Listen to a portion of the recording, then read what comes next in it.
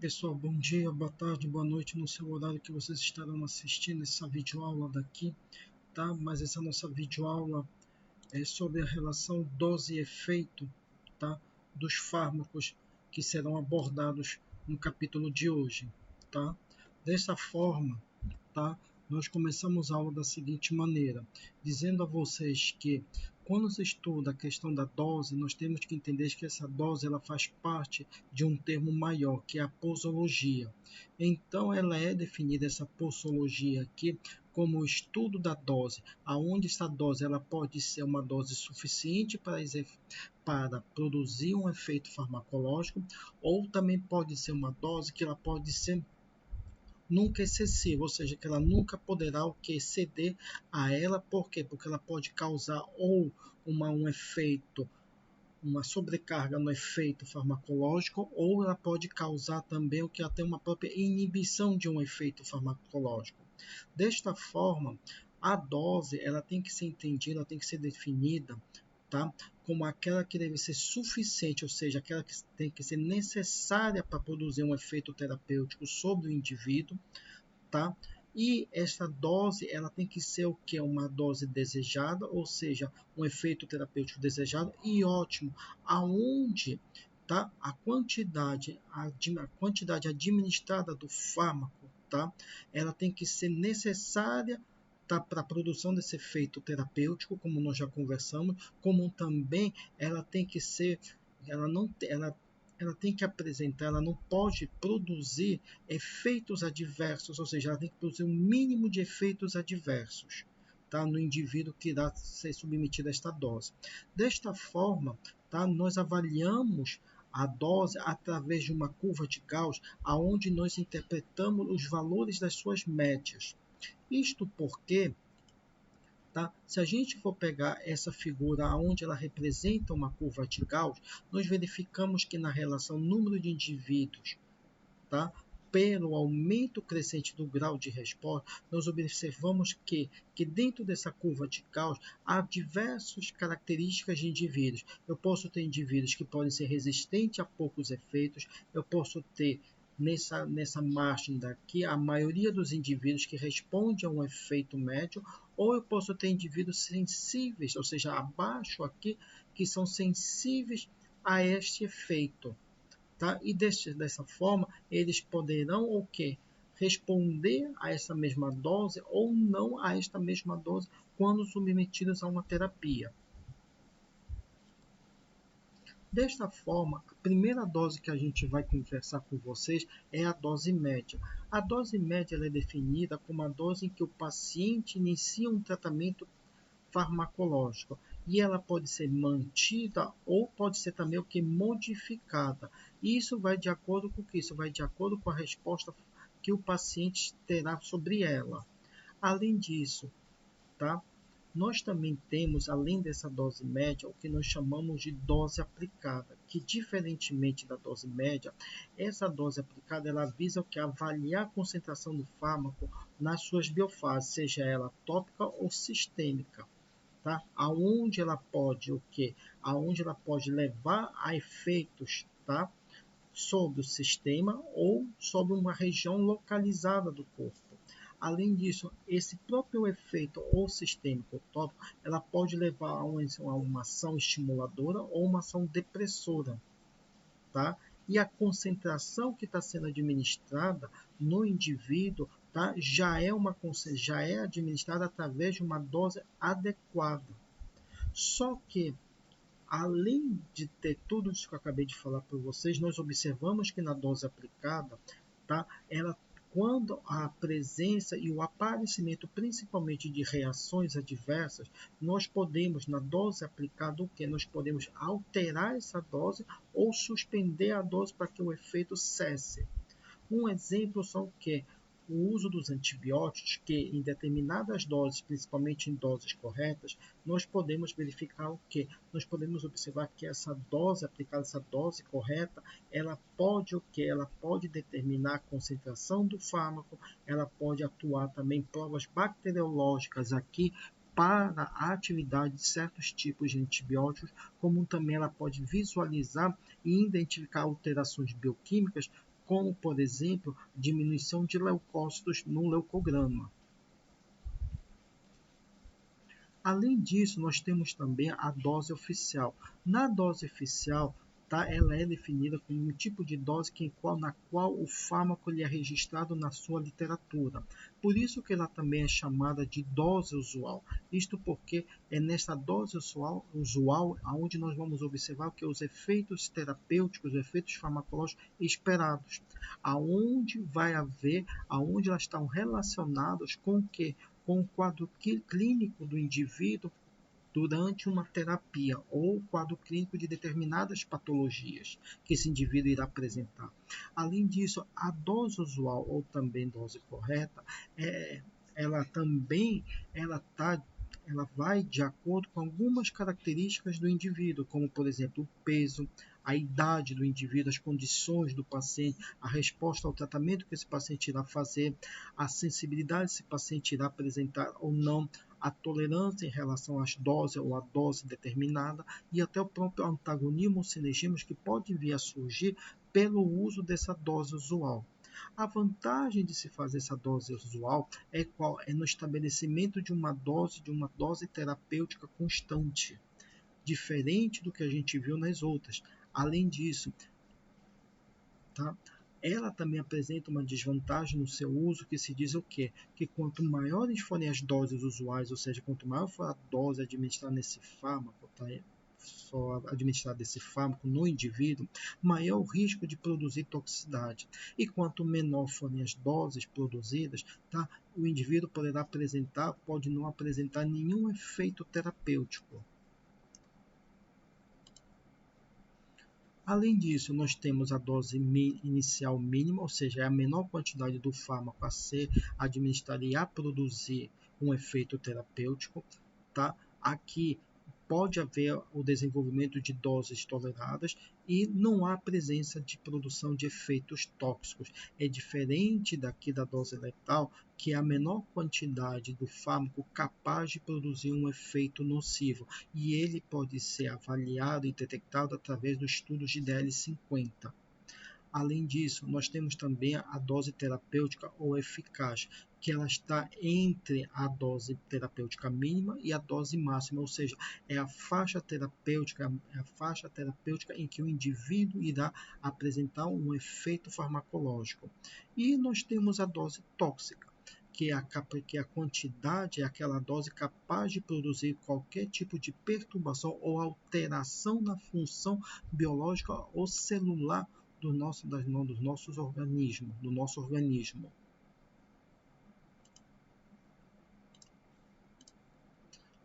Para isso, nós temos o que nós chamamos do índice terapêutico, que esse índice terapêutico ele é dado através da razão entre a dose letal pela dose terapêutica. Desta forma, fármacos que apresentem um índice terapêutico acima de 1, eles são considerados seguros, diferentes daqueles que são próximos de 1, em que a dose terapêutica e a dose tóxica elas são próximas, então eles já não têm uma grande faixa de segurança para uso. Desta forma, o índice terapêutico ele nos ajuda muito a indicar a margem de segurança que o fármaco irá ser utilizado, irá ser administrado no nosso organismo. Isto porque na dose nós podemos também ter o quê? A avaliação e a relação entre o peso, a condição do indivíduo, se o indivíduo é um recém-nascido, ou um jovem, um adulto ou um velho, e também o que? O sexo desse indivíduo. Além disso, nós temos também o que? As doses pediátricas, que através dessas doses pediátricas, hoje em dia, para a aplicação pediátrica, nós utilizamos muito o que? Uma avaliação da superfície corporal do recém-nascido, da criança, onde regiões onde estejam mais sensíveis ou também aonde esteja uma maior condição de vascularização, a gente utiliza doses menores para não ter um efeito adverso ou até produzir um efeito tóxico e letal no indivíduo, na criança. Além disso, nós também observamos outros fatores dentro da dose, que é, por exemplo, no caso da insulina, onde na insulina a gente avalia o indivíduo através do peso, através da superfície do corpo e principalmente através disso daqui, do seu valor da glicose, da sua glicemia ou da sua glicosúria, aonde a gente ajusta essa dose de insulina para o indivíduo diabético. Além disso, tá? Outros fatores a gente também pode estar inserindo aqui, como por exemplo, no estudo das doses, como o ajuste de dose, que nós já conversamos isso dentro dos parâmetros farmacocinéticos, a obesidade, indivíduos obesos, eles vão precisar de doses maiores. Além disso, pacientes que apresentem algumas alterações no seu organismo, como insuficiências cardíacas, renais, hepáticas, tá? Eles precisam de um ajuste melhor, tá? Na dose, tá? Como também pacientes que são alcoolistas, etilistas, e tabagistas também precisam de um ajuste de dose. Isto por quê? Porque dependendo do que eu acabei de falar, de tudo isso aqui, desses 4 itens aqui, tá? Eles podem ter o que? Influenciar diretamente no processo da farmacocinética deste fármaco aqui. Ou seja, eles podem ter uma alteração na biodisponibilidade, uma alteração na depuração, na biotransformação e na sua excreção. Por isso que se faz importante esse ajuste de dose aqui, para que não haja a interferência e alterações na cinética do fármaco no nosso organismo. Aqui só para mostrar para vocês como é uma curva de distribuição normal que eu já falei anteriormente para vocês, aonde o fármaco é inicialmente absorvido, posteriormente distribuído, ele sofre sua biotransformação para no fim ser excretado. Tá? E aqui nós temos uma curva dose-efeito, onde nós avaliamos aqui através da dose letal de 50, da DL50, a quantidade de número de amostras ou de cobaias que podem estar morrendo através da dose de um único fármaco, tá? E representando aqui a sua faixa ou a sua faixa máxima de administração. Por isso, nós temos o que nós chamamos de doses agudas e doses repetidas, aonde aqui nós vamos observar que nas doses agudas elas são muito utilizadas, muito empregadas para avaliar o que? Para avaliar a toxicidade produzida por uma substância. Tá? Aqui nós podemos utilizar uma única dose ou mais de uma única dose num período que não possa exceder as 24 horas, ou seja, é uma dose única dada no único dia. Tá? Ou múltiplas doses que também podem ser feitas no único dia, aonde após a administração dessa dose, tá? Vai ser feita a observação em animais de laboratórios, no máximo por 14 dias. Tá? E aqui os tipos de modelos a serem estudados são o que? Modelos feitos em animais de laboratório. Para as doses agudas, nós utilizamos o que? 2 tipos de mamíferos, pode ser uma roedora e uma não roedora. E o tipo de via de administração aqui para ser estudado pode ser a parenteral ou a oral. Tá? E na dosagem, a dosagem limite para as doses agudas vai até 1000 mg por quilograma dia, tanto para roedores como para não roedores. O período de observação é de até de 14 dias, onde aqui nós podemos observar que é feito os estudos dessa dose aguda, elas são o que? Elas são representadas através do estudo da DL50, das doses letais de 50, tá? E aqui elas são inseridas, elas são feitas, ou seja, esses estudos de dose aguda, tá? De doses únicas, elas devem ser realizadas antes da fase clínica, ou seja, da fase 1, tá? Da pesquisa clínica. Além disso, além do estudo da DL50, nós também podemos usar outros métodos alternativos que possam expressar melhor esse estudo de dose aguda. Tá? E eles são preconizados pela guia da OECD. Agora, quando nós falamos de doses repetidas, o objetivo das doses repetidas é avaliar o perfil toxicológico, tá, de substâncias, de fármacos, tá, pela administração repetida. Aqui o intuito objetivo dessa dose repetida é o que? Demonstrar e verificar o que? Primeiramente, os efeitos tóxicos, a identificação de órgãos-alvos, efeito na fisiologia do animal, tá? Alterações hematológicas, bioquímicas e anatohistopatológicas. Aqui nas doses repetidas, nós avaliamos dois tipos de parâmetros: o NOEL, ou seja, o nível sem efeito observado, e o NOAEL, ou seja, o nível sem efeito adverso observado. Ou seja, a partir dessas doses, tá?